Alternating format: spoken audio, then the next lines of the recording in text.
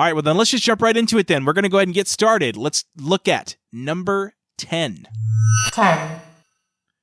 Number 10 is the only episode on this list that is not from the Real Ghostbusters. Now, that sounds weird, but let me explain. Okay. So you had the Real Ghostbusters, which aired in between Ghostbusters 1 and 2. Then you had the second movie come out, you had nothing for a while, and then the Extreme Ghostbusters came out. But you said, Lou, you said the Real Ghostbusters. Yes, this is a list for the Real Ghostbusters, and this episode, although is from the Extreme Ghostbusters series, it does involve the Real Ghostbusters. So it is correct. Okay. From a certain point of view. There it is. Yep. So this is almost like a crossover episode. It is. And the only reason it made this list is because 5 years ago, 4 years ago, before you had Afterlife, there was no Ghostbusters 3. Before Afterlife, this was the closest you got to see what potentially happened to the core Ghostbusters. So Extreme Ghostbusters is Egon gets the new generation ready. Pretty standard stuff. The very last 2 episodes of the entire series, the new generation of Ghostbusters are having a hard time. Who are they going to call? The OGs, the original. And Peter Venkman, Ray Stantz, Winston, Egon, they all suit up. They have their old equipment. The new guys got their equipment. Long story short, they work together. So you see where they go after the second movie. They come back. They try to pass the torch to the new guys. It's kind of like a little bit what Afterlife came to be with the next generation. But for a while, this is all you had to maybe think about what would happen or what did happen. Okay. And so I don't think you said, what is the title of the episode? Oh, I'm sorry. That's terrible of me. It's called Back in the Saddle because they're back in the saddle. There it is. To get back in the groove. 9. Number 9 is called Knock Knock. It is a very New York. I mean, they're all in New York City, but this was really New York City fixated because it was in the subway system. So basically, the Ghostbusters were down on the subway. God bless them. He couldn't pay me enough. So they're down in the subway. They find like this door that says, do not open until doomsday. So right then and there, you know it's not going to be a good omen. It was just a very interesting episode. It was a very doom and gloom episode as well. A lot of these episodes are just ghosts and they kind of run amok or they cause a little bit of mayhem. Just think about that as a kid. You're seeing a door and it says, do not open until doomsday. Now, no matter how old, how young, what your mature level is as a child, if you're a little bit ahead of the curve, at the right side of the curve, you read that in a show, it's going to stick with you. It was a little intense. Nothing crazy, but it stuck out to me. It's a good episode. But just that one line of do not open until doomsday. It stuck with you. It stuck with me. 8. Revenge of Murray the Mantis. Now, the fun thing about this is I remember renting this from the library. So the cool thing about this one is Murray the Mantis, like a Macy's Day Parade float. He becomes alive. He's huge. How are you going to stop him?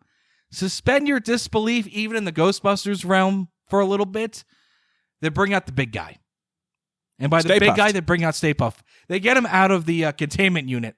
It doesn't really make any sense because, again, this is based off the first movie. He was blown to bits. But they bring him out, and you have like your first like giant battle. Big guy Stay Puft versus Murray the Mantis. It was the first time you saw Stay Puft in any medium after the movie, so that was really cool. He does come back later, but this is his first appearance. What's number 7? 7. Number 7 is a little bit of an emotional episode. I would say it's probably the most emotional episode from the Real Ghostbusters. It's called... Now, when you say emotional, what emotion are we talking here? Sad. Makes you a little sad. Okay. Drool, the dog-faced goblin, is another one I rented from the library back in the day. I rewatched it not too long ago, and as an adult, it has a different punch to it. So Drool is like a goblin-looking dog. He's like half dog, half goblin, and he could shapeshift. And shapeshift means he could change into anything he wants, kind of like Mystique from the X-Men. Drool's around, and they think he's doing bad things. Turns out he's not doing bad things. It's another ghost. But Drool just wanted to be around people. He wanted to be accepted because he was weird looking. So Drool, at the end, helps the Ghostbusters get the bad ghost, but he gets it at sacrificing himself. So he like tackles or bites the other ghost, and he basically communicates to open the trap. I'll do this. Well, and if you had a dog growing up, that right there is like, I mean, you're seeing man's best friend or Marin's best ghost friend, whatever. Yep. Like, I mean, do what any dog would do for their owner, right? So if you've ever owned a dog, that right, I'm sure, and I know you have. I know you've owned a dog. Yes. So like, that's got to hit that way for you as well, right? That, and just, for anybody that's ever been misunderstood in the way they've approached somebody, to be friendly with them or to flirt with them, and makes you think like, oh, maybe I was a jerk back in the day to so and so, or I could have been nicer to them. I don't know. It just, as an adult, it hit a little bit differently. What's number 6? 6, Xmas marks the spot. Oh, okay. Yes, do tell. So they travel through time by accident with Ecto-1. It's weird, but it's animated. They end up in 19th century England. They see ghosts, and they do their job. But oops, it's the ghosts of Christmas past, present, and future they trap. That's amazing. They actually do kind of figure out what's going on, but they can't let the ghosts out. So they go with the flow, and they end up still teaching Ebenezer Scrooge the true meaning of the holidays, true meaning of Christmas.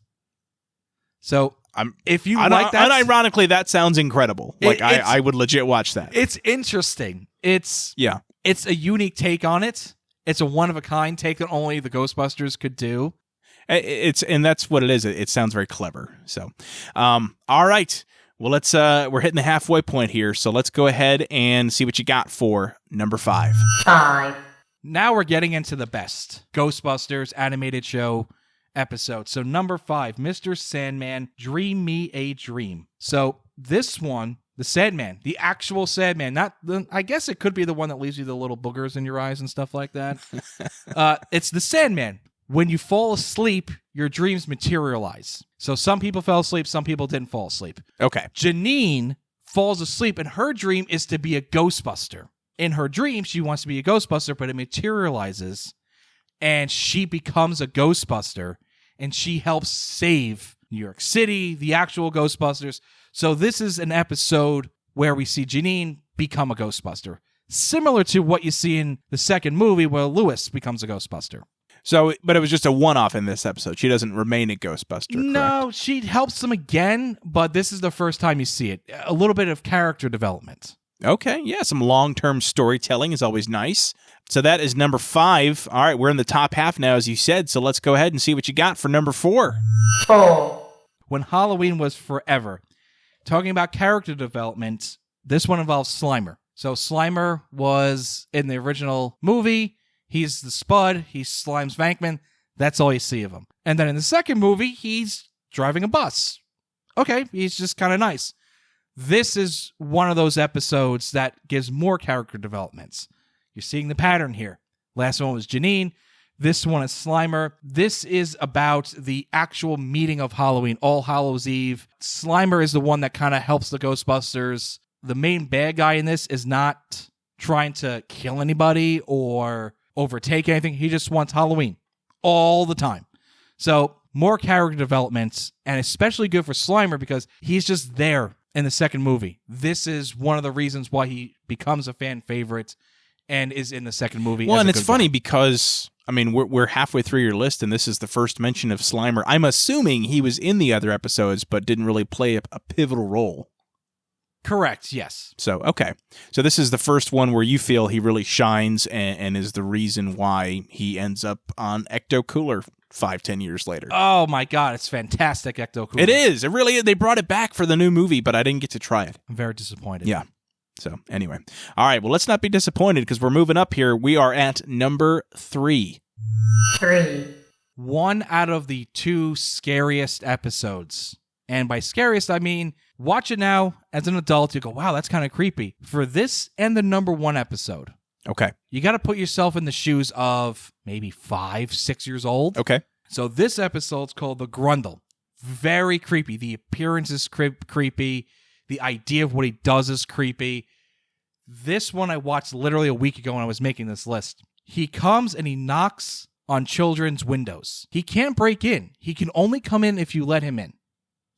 And if you let him in, he's going to possess you. Possess you to do bad things, evil things.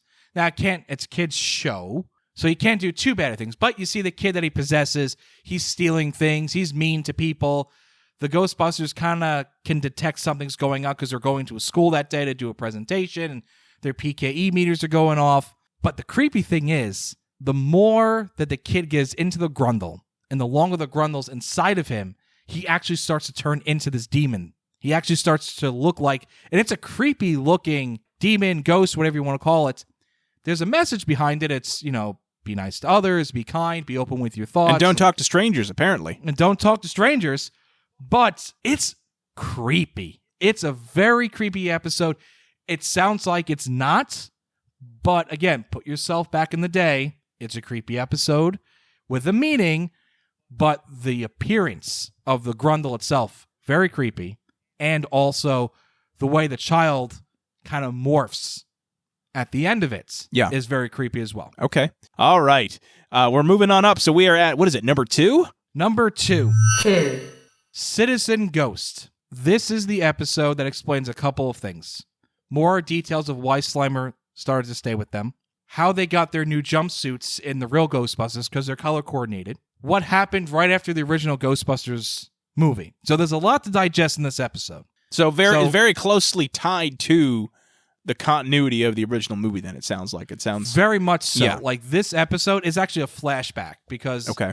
They're talking about what happened after they fought Gozer in number 1. So they're reminiscing about how they got their new jumpsuits. So that's pretty cool. Now, do they explain why Egon has blonde hair all of a sudden, or is that just overlooked? That's copyright. Sorry. Yeah, that they just kind of glance over. Gotcha. But they also explain that Ray's from the Bronx. If you're looking at this being canon, if this is canon, this would take place directly after the original Ghostbusters. By directly, I mean you literally see them walking back into the firehouse, and they say, we had just fought Gozer. They take off their brown jumpsuits, which is from the original movie. Yep. Egon tells Venkman, get rid of them. There are tons of ectoplasm and all that bad stuff on it. He's Venkman. He doesn't do it. Sticks it aside in a box next to the containment unit. Essentially, there's so much ectoplasm in the suits. The ectoplasm is like a piece of putty. The DNA and the ectoplasm morph together to make like phantom Ghostbusters. Huh. So it's like ectoplasm versions, and they look like the Ghostbusters. But like evil clone alternatives? Yeah, like green versions of them in those jumpsuits. So the actual Ghostbusters have to put on their new jumpsuits, which are color-coded, and fight versions of themselves. Slimer helps out. That's like the first time he really does help. The second one would be the Halloween one. Yeah. So there's more character development. Okay. And that's why they say, that's why we are the real Ghostbusters. There's another meaning behind it, though. Well, there's yes. The TV show meaning is because they fought, the evil ones would say, we are the Ghostbusters. Like, no, we're the real Ghostbusters. Number 1. 1, The Boogeyman Cometh. You had mentioned, you said, listen, if you're going to watch any of these top 10, I want to tell you about this one now and go watch it before we talk about it. And I did, right before we recorded this. I'm just going to tell you right now, it scared the holy Jesus out of me. As an adult, it's creepy.